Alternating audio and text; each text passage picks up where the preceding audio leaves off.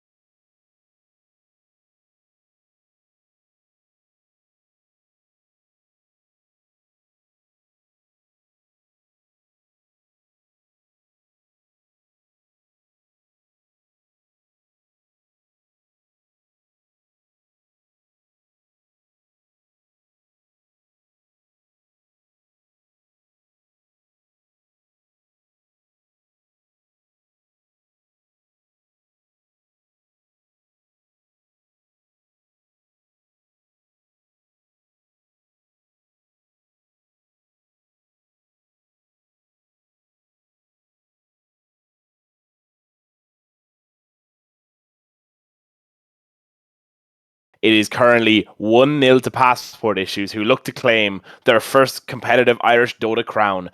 My name is PK, and I am joined tonight by the fantastic Asgrav and Flipper on the commentary, as well as Antti on production. Welcome, Hey, everyone. Sam, you want to say hi? Hello. No. It's your time to shine. Take every moment you get. Distracted by a dog.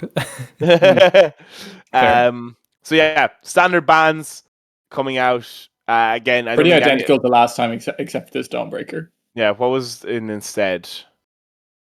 Oh, they didn't have. They had first pick last time, so Slardar, they got rid of last time. Yes. First pick Pudge coming out from Passport Issues. Okay. I mean, there's a couple of people who could play that, right? To be fair, it could be Manly Man. I think he's played it before. I don't think Joe plays it, so it's probably either Petom, Blowyo, or Manly Man, I'd imagine. So it's core basically, because I don't think Dan plays it either. So yeah, I don't think interesting. So. That's an exciting first pick. And Deny pick to Ratatatouille if they wanted it again. And speaking of Deny picks, the Rubik pick coming out from Ratatatouille. Yeah, that's a Deny pick to Joe Trollen. Yeah, and also it's good into Pudge, right? If you get the hook, it is if you you get it super long range, really powerful. Kind of like you basically get all Pudge is in like one ability, and then you have your other kit as well. So definitely good in that way. They do have Slardar in the pool this time for Passport Issues if they want to go back to that for Blowyo, who did dominate on that hero throughout the group stage. I also don't blame them at all banning the Stonebreaker hero. It's just like it's one of those. I think Passport Issues play around it really well, and they play the type of games where it's really strong.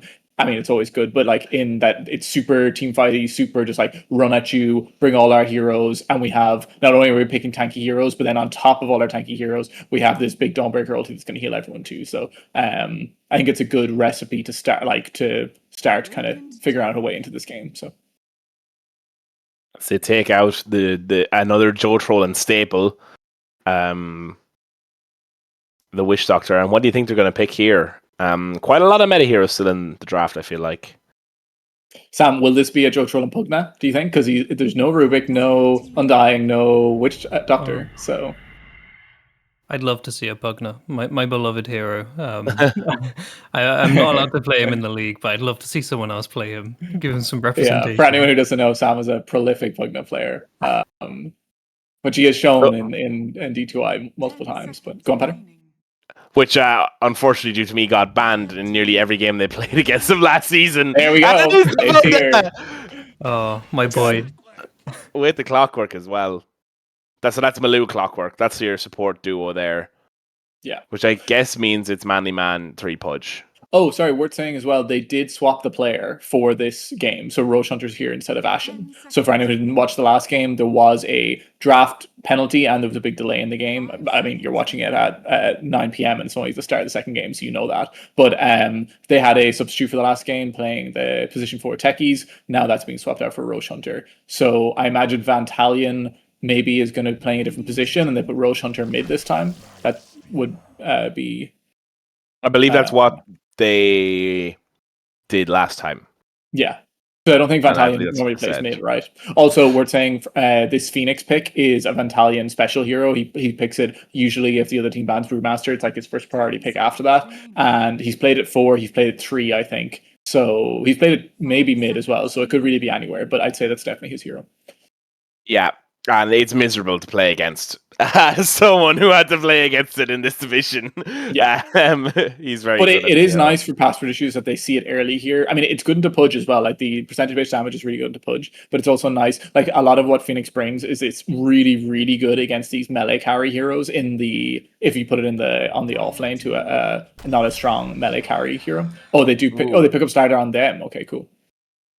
But yeah, so I was going to say, it's Passport Issues has the pick knowing that they're playing into a Phoenix, so they can pick a carry hero that's not going to get countered too hard in the lane, at least. So, I mean, there is one thing to say in that they don't really have any good egg hitters on the side of Passport Issues. They don't, no.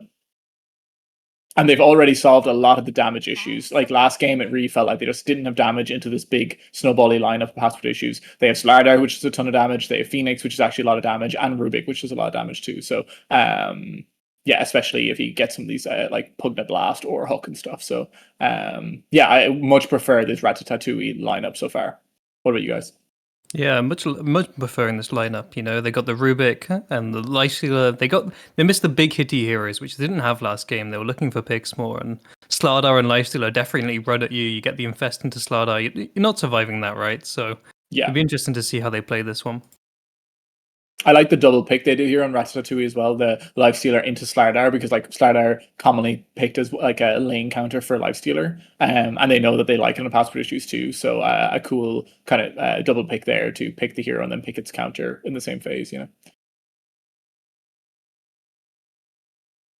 Do we think Passport Issues tries to go for another ranged carry this time, just so for the an egg hitter here? I imagine it's probably so, right? They have played Drow on Petom in the past. It's generally good into Lifestealer, can hit egg, but Slardar can be kind of an issue if he gets blink and stuff. So I don't know how good it is, but Sniper. I don't Similar know if concept. I like this. I also don't know if I like that.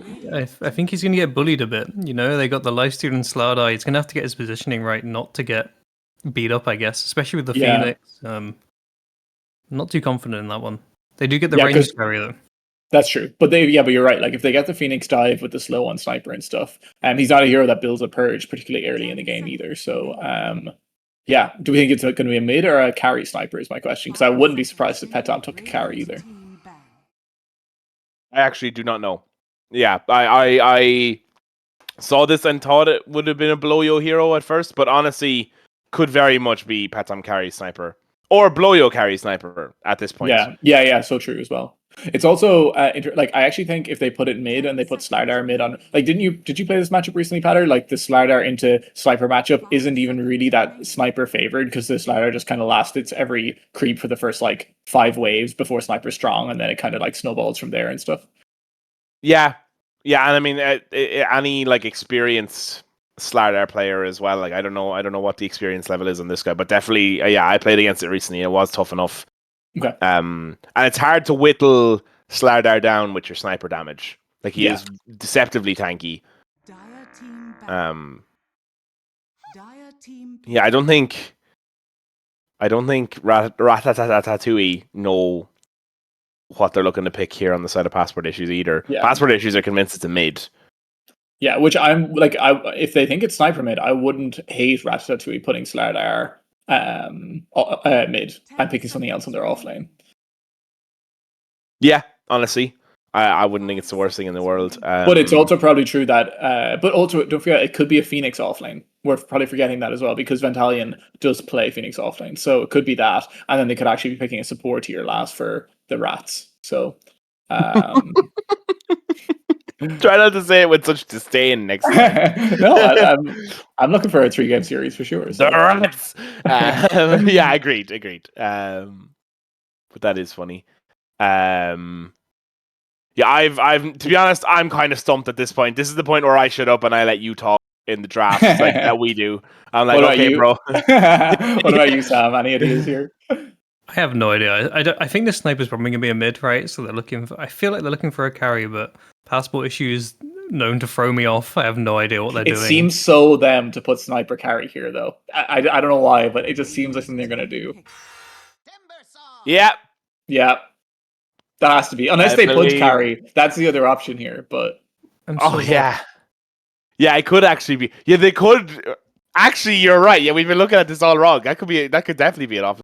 Because I could see... We still don't know, basically. They picked and I think Petom does know. play Pudge carry. I think he has done it before. I believe he also plays Timber mid. He does. And Timber is... I mean...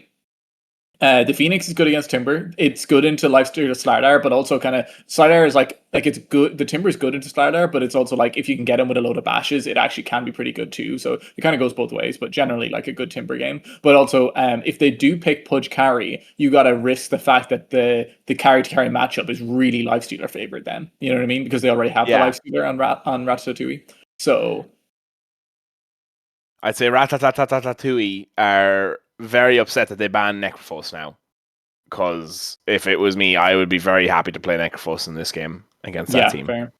Is Timber a good pick into the Lifestealer?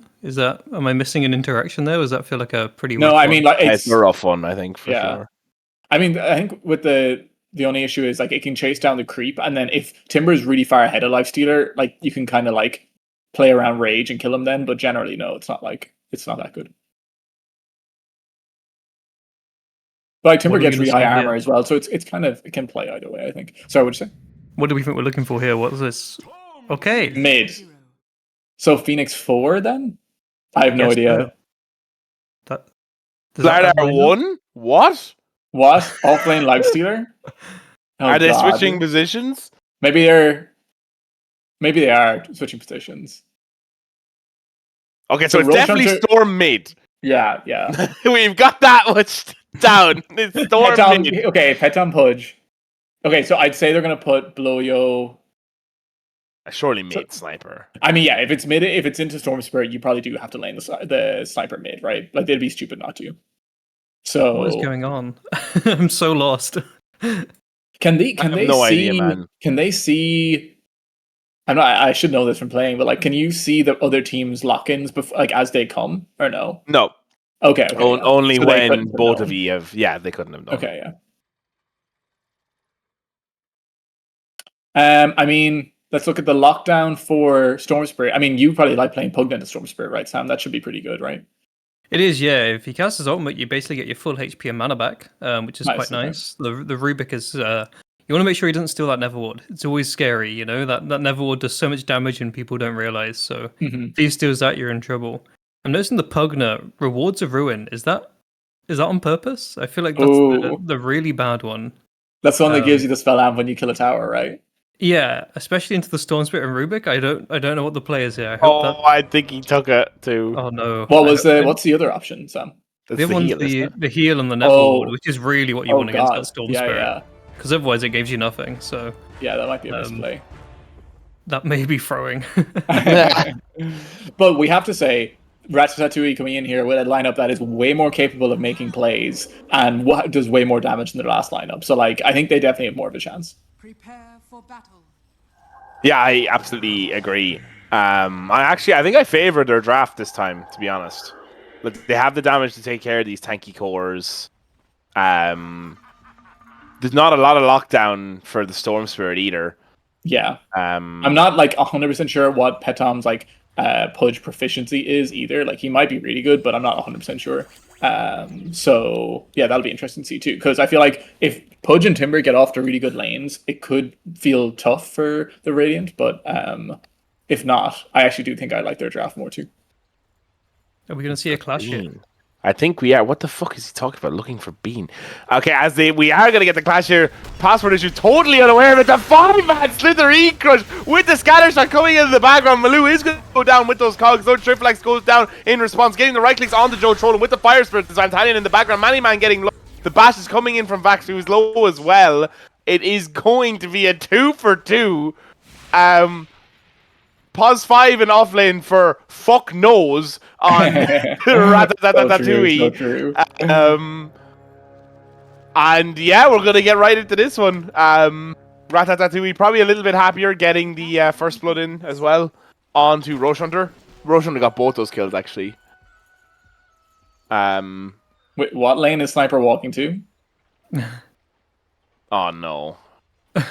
Oh my god. There's no way, is it?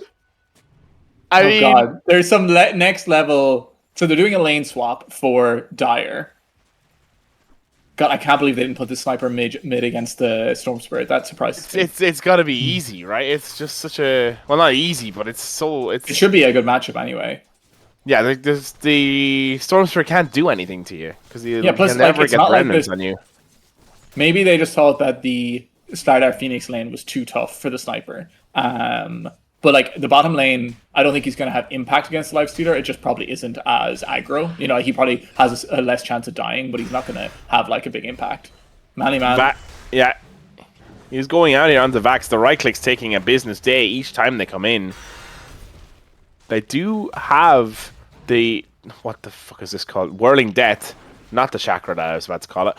Yeah, the Whirling Death coming in there is going to be able to make the back off.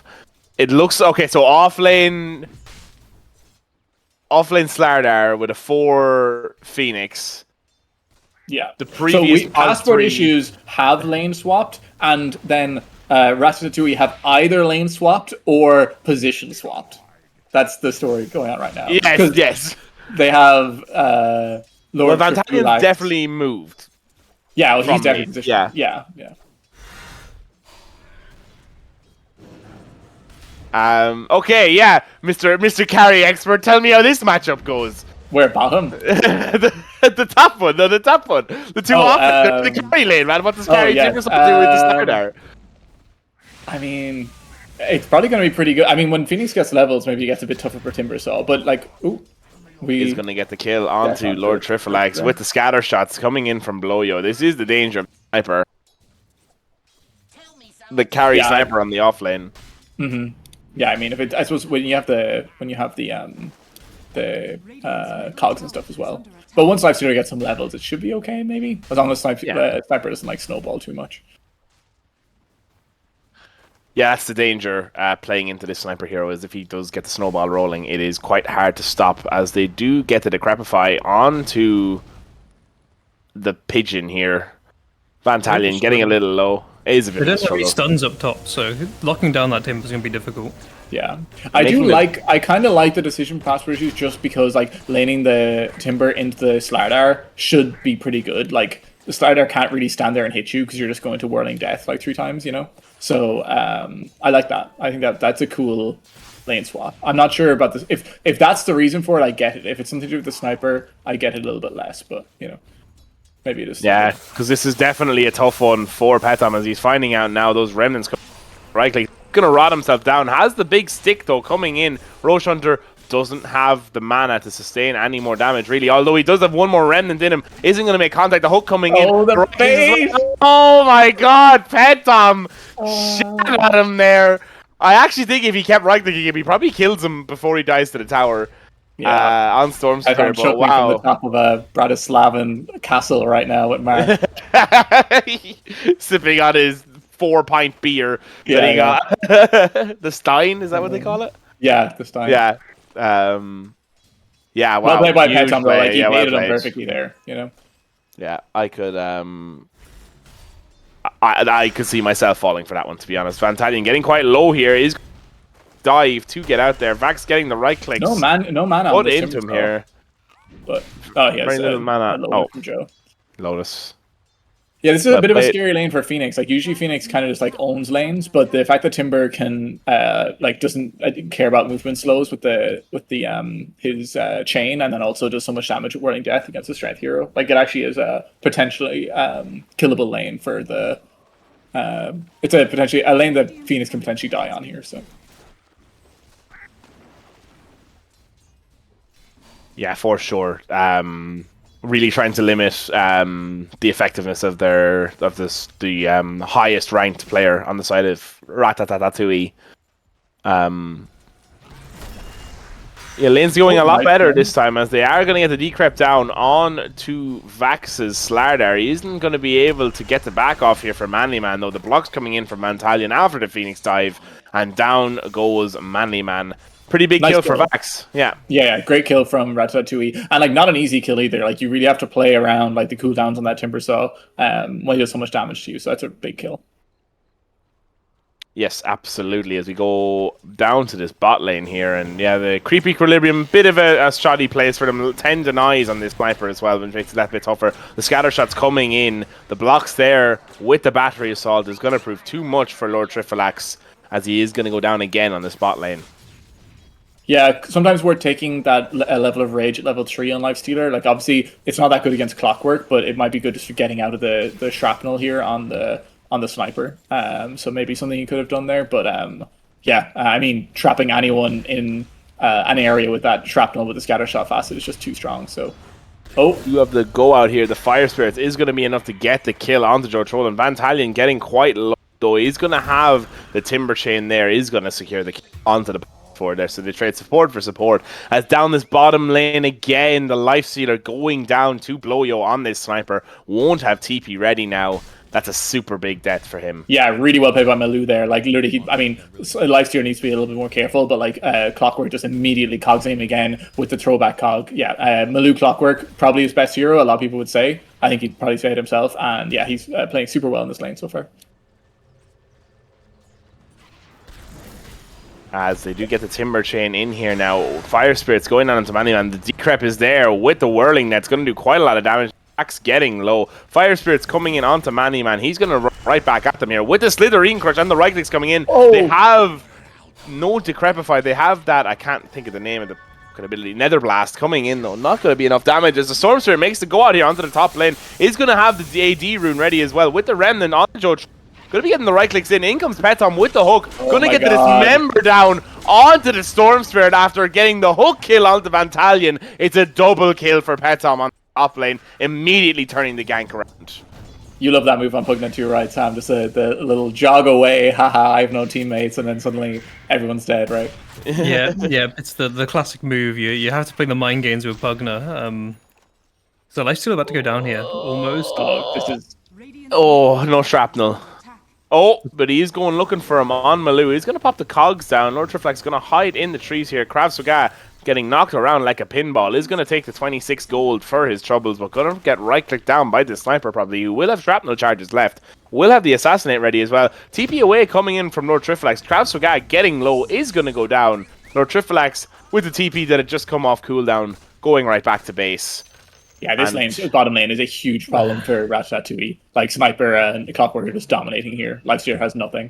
I mean, what you do is just Lifestealer, right? Like, you get to lane, you get instantly killed. The shrapnel just does the whole HP pool, and the level diff now, he's 2 levels behind. You down with a TP. What did you do to come back from this? I don't know. I wouldn't be surprised. Like, I mean, you really just have to, like... You have to be so careful against this. He's going jungle. I think you have to go Maelstrom here now or something. I don't think you're going to get to a Radiance. I don't know. It's really hard. You can't, like, this is a really... Oh. Here again, Kravsuga in this top lane. Manly Man is there. He's low. Gets the throwback on Kravsuga. The Timber Chain in. They do pick up that kill onto Vantalion, though. He's not going to be around for 12 seconds, and even when he does, there won't be an egg available. As Bax does have that that ultimate ready now on the side of the Corrosive Haze. Looking to get the kill now, maybe. Getting the Dismember down on Kravsuga. Is going to throw in the Corrosive Haze onto Petom, but it's all going to be for naught. There's 4 heroes here in the top lane. As the Sniper just farms the triangle. Yeah, it's the classic passport issues again. They bring their whole team, and it's exactly what we said that we couldn't have happened for Ratatatouille, is this Pudge and this Sniper getting really ahead in their lanes. And like, Sniper's actually kind of a tough to kill hero. He's really high armor, and Pudge is 6 flesh heap stacks, and I don't know what his first item will be, but I'm sure it'll make him tanky. And yeah, he's going to be really, really hard to kill. So I think, unfortunately, I think passport issues are going to be able to play pretty similarly to last game pretty soon. Yeah, exactly. I mean, again, it's what we were saying. It's exactly what they want. The ability to just group up around these tanky cores and snowball as 5 then coming into the mid game. Petom does manage to get the hook onto Roche Hunter. They do get the lift coming in onto Kravsuga.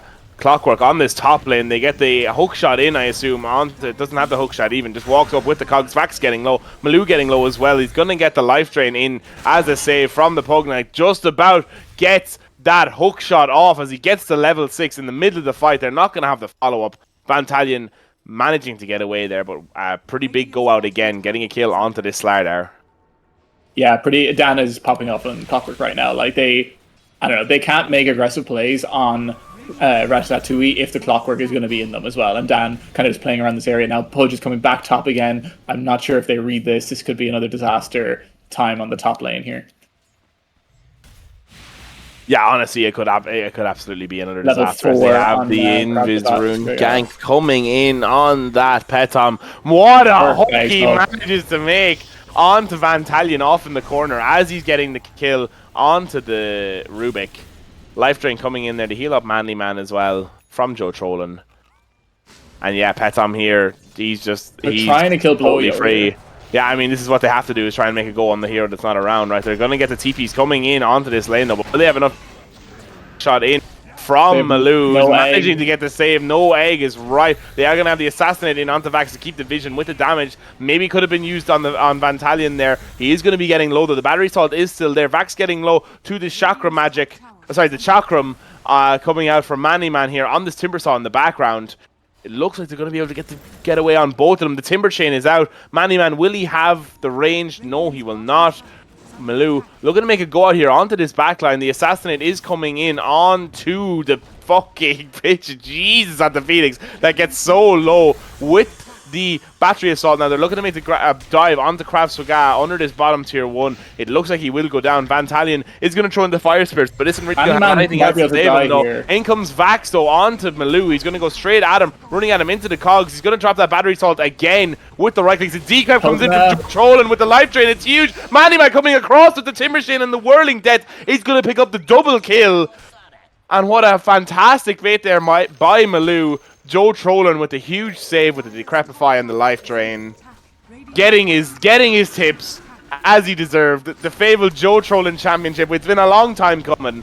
And there is no man more deserving than Joe Trolling himself. But yes, we still have this game to get through. What a huge fight on the bot lane for Passport Issues. They're just so outplaying like on the map on Passport Issues right now, and they can't take fights on Radiant. They still have no 6 on Phoenix.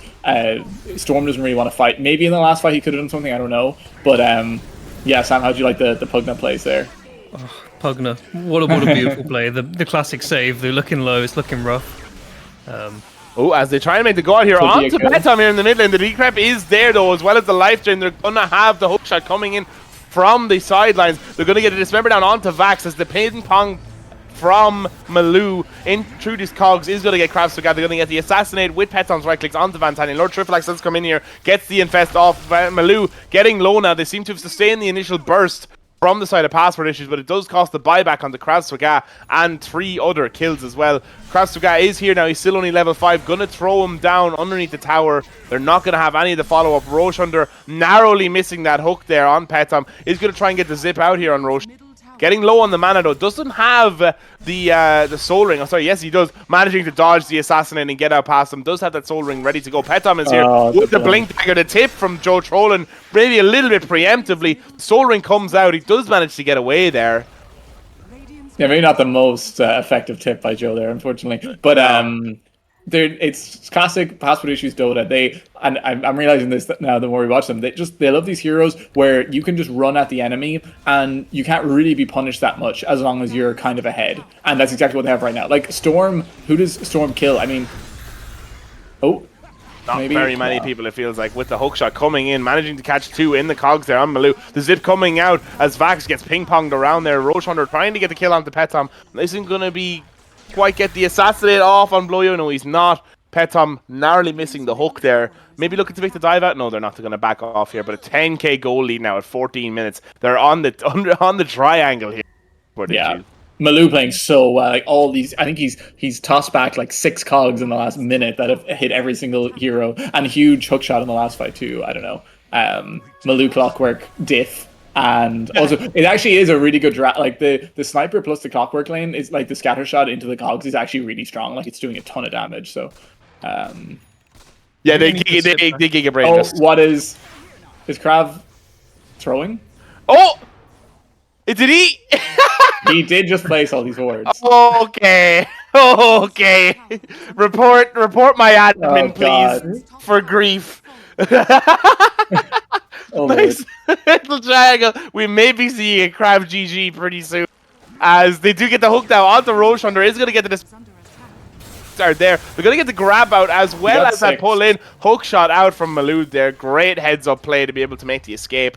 They are going to try a smoke play now. They do have the egg ready. I don't really feel like we've seen one much this game. Probably because there hasn't been the chance. They are going to pop the smoke. Vantalion is going to realize it. Roche Hunter is going to get popped as well. Petom jumping in with the dismember. Vantalion is going to run in. Going to throw the right clicks down. They get the corrosive haze on the Joe Trolling in the background. That's trying to jump here with the right clicks. They come in with the infest as well. The huge egg right in the middle of the fight. Mandyman getting low.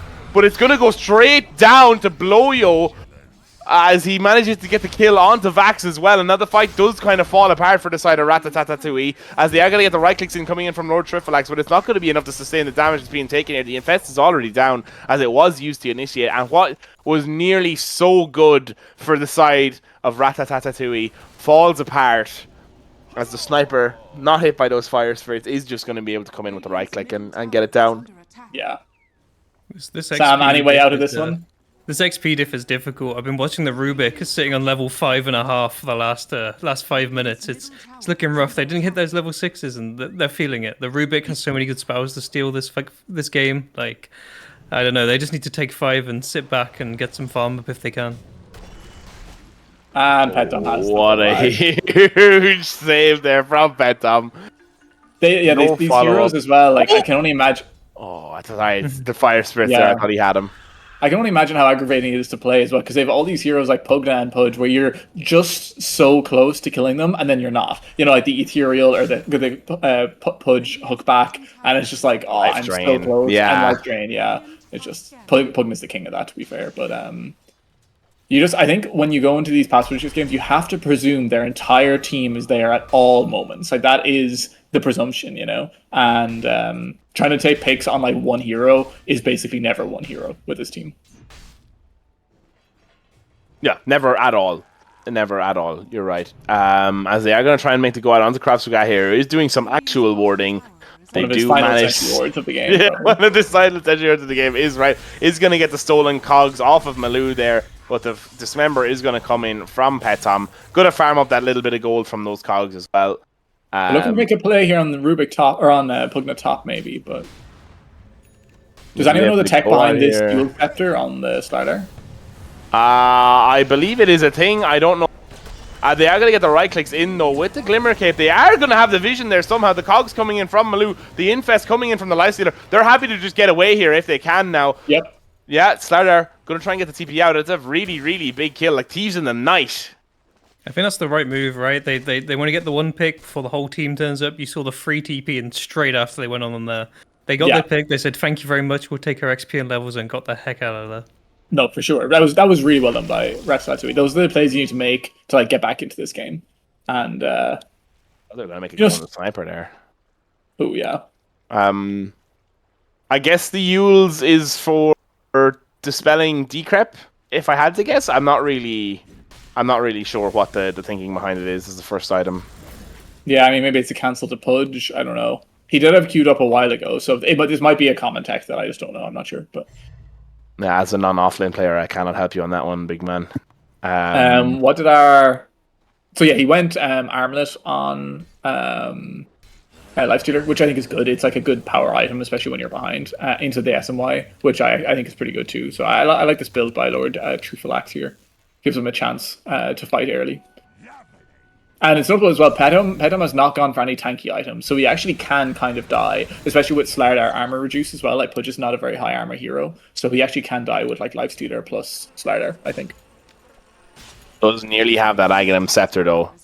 He's just going to get it shipped out on the Crow now. Has the last item there. Sniper is going to farm the stacks that Krav just made for his team. God. Yeah, the Sniper is huge in this game. Yeah, the Sniper is huge. He's the certified egg killer. They don't need anyone else. They're just going to let this tier 2 thing. Don't have the glyph red. And I mean, why would you fight it when they're all 5 of them are together? Take the space where you can. Yeah, 100%. Lord Trifalax maybe making a scary go here out into the mid lane. He's going to show right underneath the tower. They are going to start the TPs from Pudge.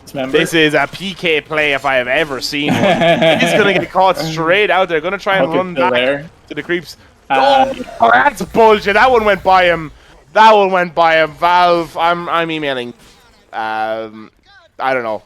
I fucking hate the hook hitbox. It looked like it went by him for me. But anyways, does get him down. Huge kill onto the Lifestealer, who does have the armlet. The Ag's now ready on Pudge. Yeah. I can't wait for Dyer to put a sentry ward down here and see the surprise. In the mid lane.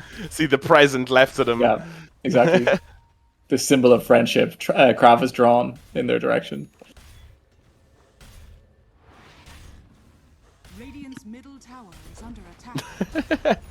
He has the Yules on the starter, so interested to see how that works out. Oh, they're starting to expire now. Maybe they're not going to be able to get the D ward on all those, on all the sentries. Illusion bait coming out here from Petom.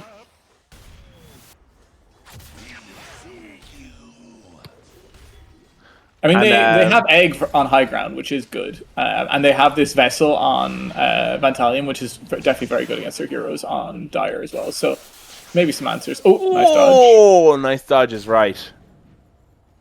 Yeah, so how do you feel as the Pugna Sam in one of these high ground situations? As hold on a second, they get the goal. This is going to go down immediately.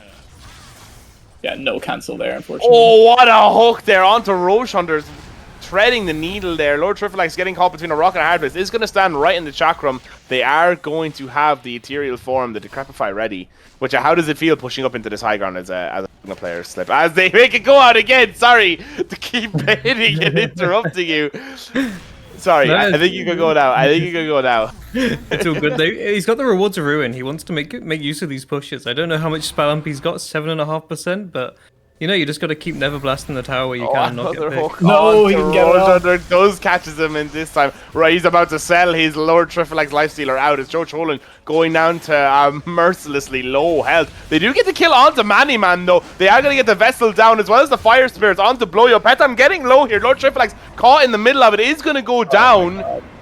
Doesn't quite get caught in the egg radius with that huge... Oh wow, with a shard play from Bloyo into the hook shot coming in from Malou. The hook narrowly missing onto Vantalion, but is getting quite low here. Is the only one left standing as they look to make the go out on to this set of racks and onto championship glory for the side of passport issues. Yeah, it's just too hard. Yeah, unfortunately, Rubik not able to do too much here. Just like so underleveled, unfortunately. Like they got so far behind. And yeah, Bloyo just playing in these back lines. They don't really have an answer for him. There's no blink on Slardar, unfortunately. And even when they do, like if they all get in there to do enough damage to one hero, they've got just so much damage on passport issues, they'll kill like 3 others. So it's trades are just impossible on Ratatatouille right now. And they're struggling to find the space as well, right? The lifestyle had such a horrible lane, and coming back from that, you know, missing so much of that early farm is rough. Sitting below the Pugner in net worth. Yeah, both games, Joe Trollan's gotten so rich. I have no idea how he's farmed this much, but yeah, he's been very, very rich. So do you feel like the Pugna facet choice was correct this game? I'm still not convinced. I guess it's working out for them though, so you know, maybe they know something I don't. Yeah. I'll have to try it out.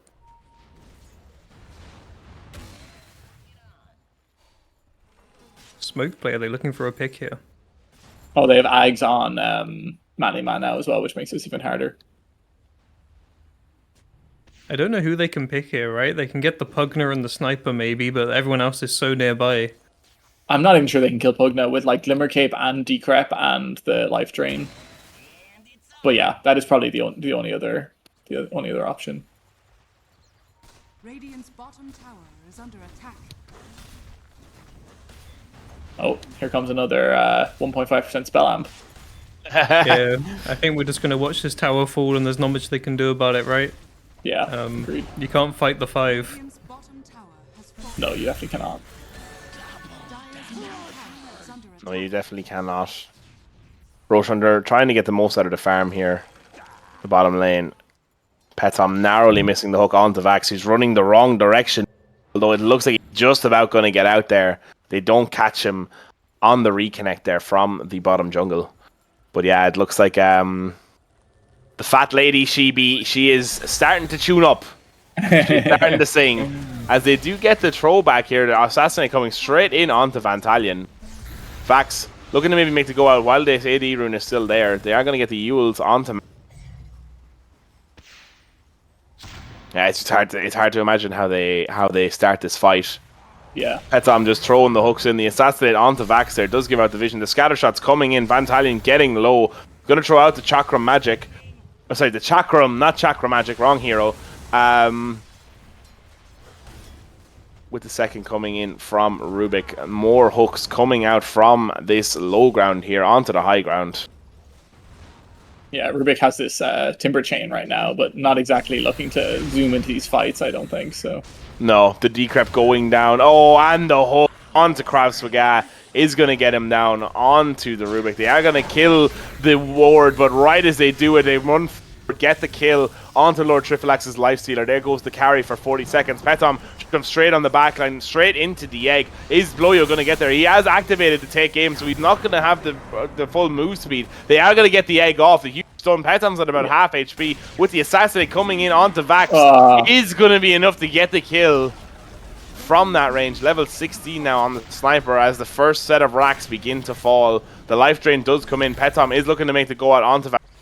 Chakram does miss. They're going to get the steal from Petom. The hook as well. Getting him in underneath the tower. Krabswaga with the huge play as they get shoulder in the background as well. The buyback coming in from Vax. I don't think Password Issues realize the trouble that they're in. The Slithery Crush comes out and hits 3. Manly Man is going to be getting a little bit low now with that Sunbeam. Bloyo standing on the backline. He's to just hit though. They get the hook down and onto Krabswaga. The stolen cogs on from Malou onto Malou. They're going to get the right clicks following in. Vantallion is going to buy back. They're going to get the right clicks down. Malou goes down to Lord Triple X. Roche Hunter going do-si-do, left to right, back and forth. They are going to get the chase now with the Spirit Vessel onto Manny Man. Bloyo is caught between a rock and a hard place. Do they have the TP cancel? Is he going to get there? No, not going to get there with the concussive grenade stolen. Isn't going to be able to get there in time. The TP out coming in onto Manny Man as well.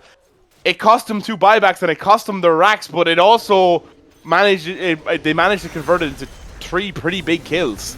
Yeah, I mean, huge. You gotta give credit where it's due. The hooks by Krav there, literally keeping the game alive for as long as they can. And yeah, huge plays. Unfortunately, to buy back 2, but definitely worth it. And obviously, if they were able to cancel even one of those TPs and get an extra kill, it would have been huge. But Roche Hunter playing these fights really well, like doing everything he can with how little farm he's been able to get this game and kind of zipping around. But once again, I think Clockwork doing a ton in that fight, like the the catch.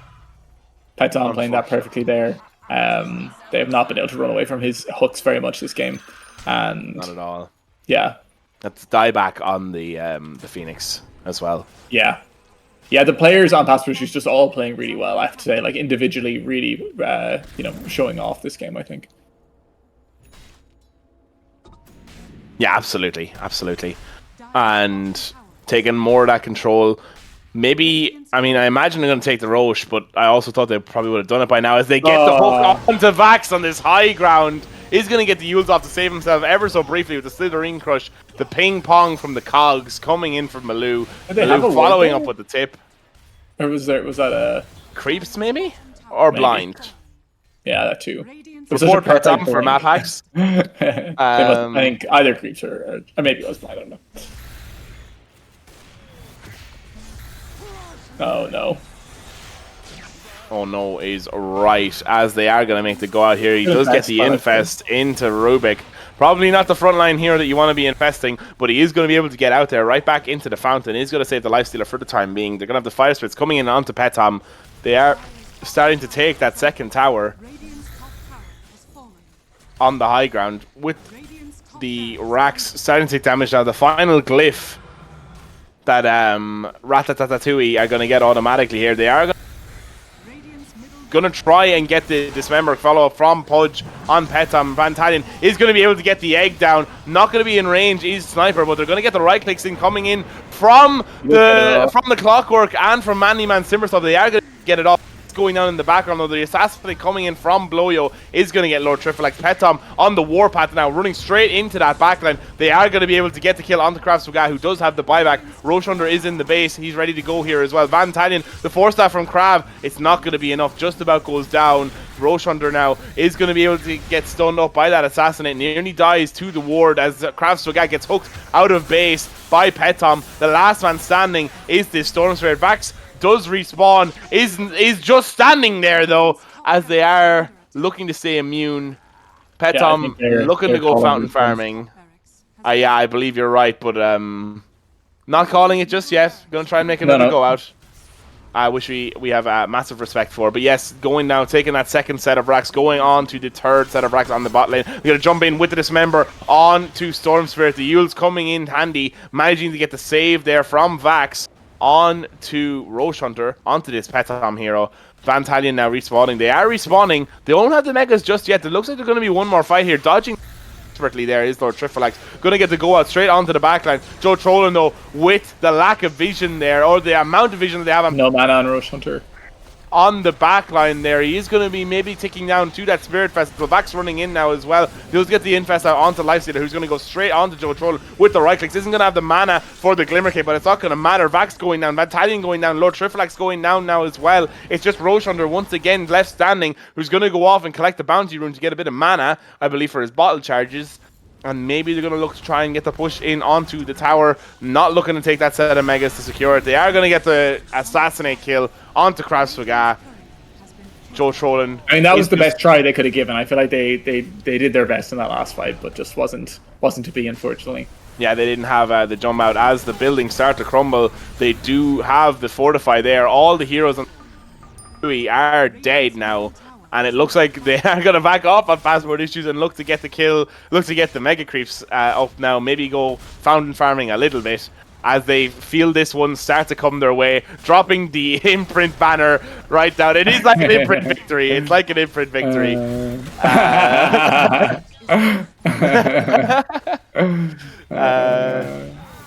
Been imprinted.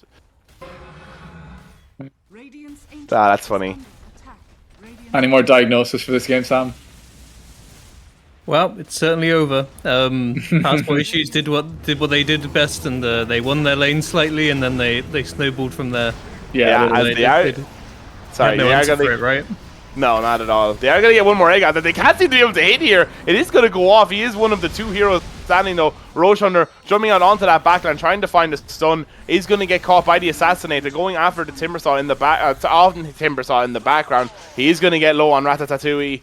On Roche Hunter from Ratatatouille. With the Chakram, is it going to be enough? They really are chasing this guy to the end of the earth as the Ancient goes down. Passport issues take the game, passport issues take the series, and passport issues take Division 3 for this season of the IDL. Congratulations to them. Yeah, they, like, being honest, they just really played well individually and as a team. Like, both of these games, like, their drafts were really snowbally and relied on their players winning their lanes and just playing really well through the mid game, and that's what they did both games. And I think they're definitely to be commended. Definitely, like, you know, really shone in these two games and dominant victories, dominant winners for our Division 3 league. So really well played, and the entire group and the playoffs they played fantastic. So yeah, lots of juice to them. Yeah, Petom, Joe Trollen, Manly Man, they finally have their championship together. Malou coming in from the observing sidelines last season, coming in, huge performances. Robin as well, making that comeback after Lan Dawk and the gap in last season. Great to see for them, and a massive congrats. I'll text Petom for a interview maybe? Oh, yes. Get Petom or one of them, whoever. Some beautiful map control by passport issues. You had nothing on them after minute 10. You know, they rotate the 5. They stay on top of their farm. What can you do against it? Yeah, no, exactly. Like, how did you like feel as a support watching those games? Like, how do you possibly like create space for your team? Like, it's rough. They had the map control. How do you win that back? They were so underleveled as well. They struggled to fight off anyone who came to deward it. Yeah, for sure. Do you fight as a team to save that vision, or do you just let it go and try elsewhere? They struggled to find their farm on the map. Definitely. Apparently Manly Man is going to come. Oh, brilliant. Lovely. Nice. Lovely. So yes, we will have a winners with our champions for this season in just a second. Someone needs to figure out. There we go. Hello. Hey. Congratulations. Congratulations, Mr. Manly Man. A post-win interview. I'm not sure what I can say. I'm not sure if I did much there, but it was great to watch from my side. Oh, you did for sure. Oh, Krav has also joined. Oh, hi. Hi, Krav. Oh, it was well fun. played. Very good games. I well played, but we had fun. For sure. I enjoyed our first game draft. It was fun to watch you guys casting it after we picked it. We were progressively more and more confused. Yeah. Yeah. So we actually tried to win, but I don't know. It was tough. It was tough. It was, yeah. We switched up. I don't know why we switched up our roles, but we did, and it didn't work at all. So, yeah. Yeah, Harry, how do you like? I feel like as the more us watching your guys' games and playing against you guys, you have such an iconic like style where you just pick these like heroes that really, really want to snowball around like maybe like 18, 20 minutes, and they're all just too kind of hard to kill by the enemies if you like won your lanes and stuff, and then you just kind of ram it down, and suddenly they've got no towers left, no map control, and you win the game. Like, is that something you guys consciously do, or just something kind of happens with your draft? sort of when we're drafting, we're very much like, okay, what do people want? Because we're more preference rather than meta, because we're probably not good enough to play meta. But everyone just plays the heroes that they think would be fun and thinks that they would enjoy playing. I think it just happens to be that a lot of the heroes we want to play are all these big tanky boys. I would say in the past we've had maybe, well, I know I've had issues in lane and we're kind of slightly behind coming out of the laning stage. So we always pick people who can go and fight, because I feel like that's how we end up. If we do fall behind, we just try and take better fights than the other teams. And if we happen to come out ahead, Grand will start snowballing with that because we also want to keep fighting. So honestly, at about 8 minutes into the game, although we're still sort of in that laning phase, we're already hitting that point of being like, here, I want to start running down your lane. I think we just start running at these people, and then we just start trying to do that. Yeah, that's so apparent. Like it is such a like exactly. You're definitely right. Like around that 8 minute mark, you could just tell like at least one lane is ready to like completely go to the other lane, kill every hero, take the tower, and then just like go from lane to lane and kill everyone. Like it's such a like You tried I'm to sure you counter felt that crap as with, well, with right? both the Abaddon and in game 1 and the Lifestealer in game 2. We were deliberately trying to counter that, but both heroes had a terrible time in lane, and they were getting run over instead. But the idea was good to try and work against that, but the execution was not. So Harry, talk us. Sorry, go on. Sorry, go on. No, go on. You go on. Oh, I was going to going go to for the pats, say, guys. Lifestealer came out. I was just like, Yeah. boys, I hate Lifestealer. I hate laning against him. And then we just swap lanes. We were wondering about that was literally what I was about to ask. Can you talk us through the lane swap idea? So, honestly, after we had picked all 5 heroes, we hadn't actually decided who was going to be playing any of them or which lane any of them were going to go. Sort of when we had picked the Pudge at the start, it was sort of like, okay, we'll probably end up throwing this in the off lane, but then they had a load of sort of strength heroes. We were just like, oh, Timbersaw looks real nice. We had debated putting the sniper in mid or safe lane. Basically, we picked all the heroes that we thought would be good for the game, and then it was only once we had all of them, we were like, okay, where do we actually want all these people to go? We sort of thought, Lifestealer, I'm just, as a person, not good at laning against it, even if I have a hero who's actually good at fighting him. So we were sort of like, okay, they've got a Slardar, that's probably their off lane. That's not going to be able to do much against sort of a Timbersaw, but would probably do a decent amount against a Sniper if he gets on top of him. So we were just like, we'll just completely swap it. We'll make it so then they're playing slightly more uncomfortable lanes, and although it will be weird for us, I don't think we care that much about the laning stage. We wanted it over as soon as possible to start fighting.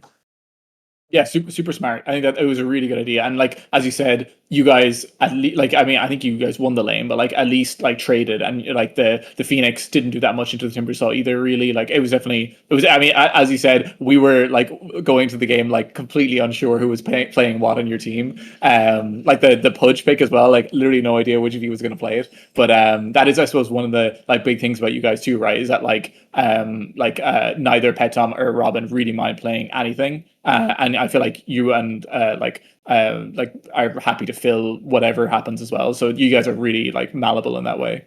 Mm-hmm. It's actually quite nice because every team bans Magnus against us now, which just means we have so many more opportunities to try different drafts. It's no longer okay, well, we've got Magnus in the first phase.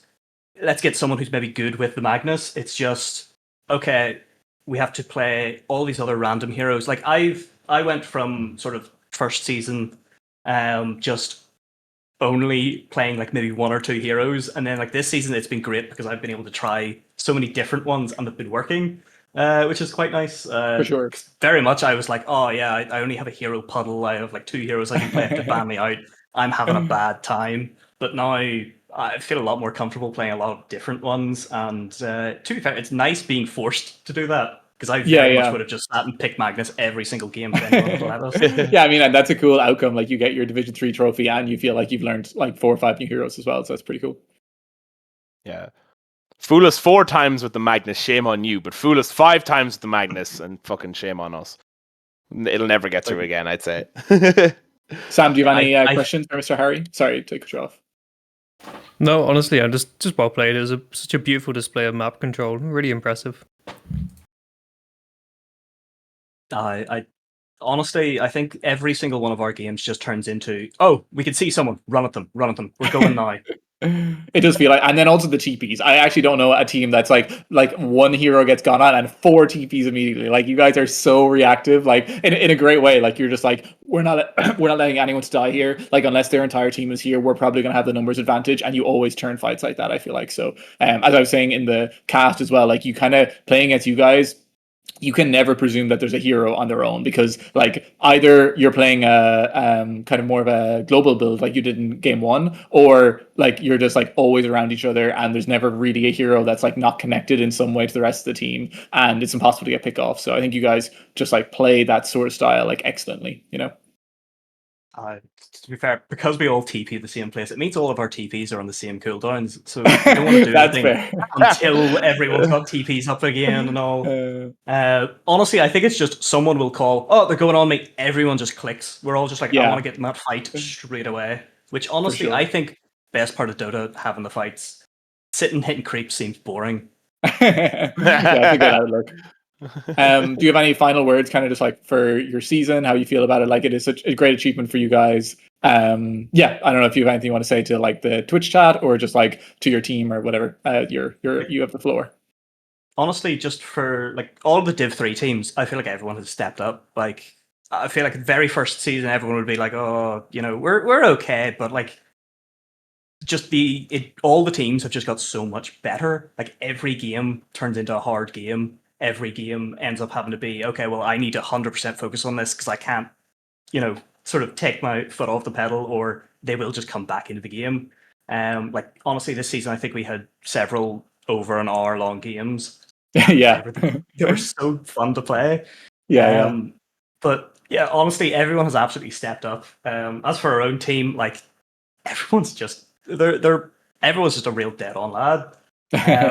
Anything bad happens in the game, it's like, oh yeah, that's grand. We'll just take them the next team fight, and then sometimes we go in, win the next team fight, great, everyone's happy. Sometimes we lose it, and it's like, maybe we'll skewer them all into the final. It'll be great, it'll be fine. Like just every time, everyone's just really positive, which is just great. Yeah, that is great. That is the atmosphere you're looking for sure. That's the atmosphere of a winning team, which is what you guys are now, Division 3 champs. Congratulations. Yeah, it feels weird winning all these games. Like, first time our team was put together, we lost every single game at Metlan. Like, there was, I think, one game we had that was close. Everything else was complete stomp. And for some reason, I was like, I've lost every game. Sure, I'll play with the team again. And you know what? Best choice I ever made. Nice. Love that. Well, that's a legacy for other people in Dojo Ireland maybe to latch onto in the future, I suppose, too. Okay, do we want to wrap it up like that then, Patter? Yeah, I believe that is a very great place to end it. Yeah, that's been the Irish Dota League Season 5. That's been Division 3 this year. Congratulations to Passport Issues. Commiserations to Ratatatouille. Well done to the rest of the teams. I believe we will be back at you soon with the Division 2 finals between our very handsome co-caster on Creep Enjoyers versus BDC. A battle of the Titans. And also, absolutely, we have the Div 1 Grand Finals, which is that decided yet? Is that Sentinel versus Wongs, or do I have that wrong? I think it is decided at that, but I don't know what. Oh, wait. Is it? Angie, do you know? Okay, yeah, I don't think they have a date yet, though, right? No, I don't think so. Okay. Cool. So, real shame that the best final is now over. And yeah, I know it's all downhill from here. It's worth saying as well, sorry, before we log off, for anyone watching who's like a lower MMO or Dota player, like this Division 3, I think the average MMO was probably something like 3.5k, maybe even less than that, I'm not even sure. And so yeah, there is like a place here. Don't feel like if you're not, you know, an Immortal or like Divine or whatever, that you can't play competitive Dota, because like all of us, like me and Patter also played in Division 3, and yeah, really fun. Harry just gave you his whole story of how he's had a great time with this, like finding this team, and they lost a lot and now they've grown to be better and stuff. So there is a place for you here if you're a lower MMO player, and yeah, it's still tons of fun. So definitely get involved if you are thinking about it. Yeah, we'd love to have you involved. It would be great to have you here. And yeah, I believe that is where we're going to leave it for this season of Division 3 of the Irish Dota League. thank you so much to just, I suppose we better say our own thank yous. I don't know if we'll be casting again. Thank you to Auntie and Malou and anyone else that has joined us as observers for this season. Myself and Adam have casted a decent amount, but it obviously wouldn't have been possible without ye. Thank you to people like Flipper, Taylor, Blinks, who have also joined us on cast. Anyone else that I might be forgetting there. It's been great. I believe No Leaves maybe joined us once as well. I'm not sure if that was this season or last season, but either way, the cast wouldn't be possible without ye, and it's great to have ye. And thank you finally to my fantastic co-caster Adam, who's casted alongside me now for like 4 seasons of the Irish Total League. I think it is at this point. No one I'd rather do it with, and I love getting to cast with you all the time. And yeah, I believe that is everything. Unless there's anything else we need to say. So yeah, I guess not. Thanks everyone, and we will see you all soon for the Division 2 finals of the Irish Total League.